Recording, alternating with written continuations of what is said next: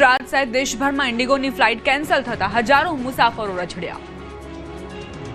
ગુજરાત સહિત રાજ્યભરમાં Indigo flight રદ થવા અને મોડી પડવાને લઈને એરપોર્ટ પર મુસાફરોએ હોબાળો મચાવ્યો હતો। ગુજરાતના વિવિધ એરપોર્ટ પરથી ઉપડતી ઇન્ડિગોની 100 થી વધુ ફ્લાઇટ કેન્સલ થતા મુસાફરો રજડી પડ્યા હતા। સતત ચોથા દિવસે અમદાવાદ, વડોદરા, સુરત અને રાજકોટ એરપોર્ટ પર ફ્લાઇટ રદ કરવામાં આવતા પેસેન્જર્સમાં ભારે રોષ જોવા મળ્યો। અફરાતફરી મચી ગઈ। તેમાં પણ અમદાવાદ એરપોર્ટ પર ઇન્ડિગો ચોર હે, ઇન્ડિગો મુર્દાબાદના નારા લાગ્યા હતા। ઇન્ડિગો ઇમરજન્સીના કારણે કોઈએ હનીમૂનના પ્લાન પડતા મૂકવા પડ્યા છે તો કોઈ વરવધુ પોતાના જ લગ્નના રિસેપ્શનમાં પહોંચી શક્યા નથી। એક તરફ ઇન્ડિગોની ફ્લાઇટ્સ ધડાધડ રદ થઈ રહી છે, તેવામાં અન્ય ફ્લાઇટ કંપનીઓએ ફ્લાઇટની ટિકિટના ભાવમાં 4 ગણો વધારો કરી દીધો છે। વડોદરામાં પણ ઇન્ડિગોની ફ્લાઇટ રદ થતા વડોદરા એરપોર્ટ પર મુસાફરોએ હોબાળો મચાવ્યો।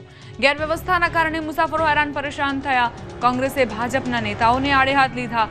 કોંગ્રેસના પ્રવક્તા નિશાંત રાવલે सांसद ने पत्र लख्यो। सांसद सामान्य बाबतमां पत्रों लखे छे तो हवे उड्डयन मंत्री ने पत्र लखो तेवी मांग कराई। आखा देशना हवाई मुसाफरो मुश्केली भोगवी रह्या छे तेनो उकेल लाववा मांग कराई। फ्लाइट ने बॉम्ब थी उड़ावी देवानी धमकी वच्चे सूरत एरपोर्ट परथी बिनवारसी बेग मळी।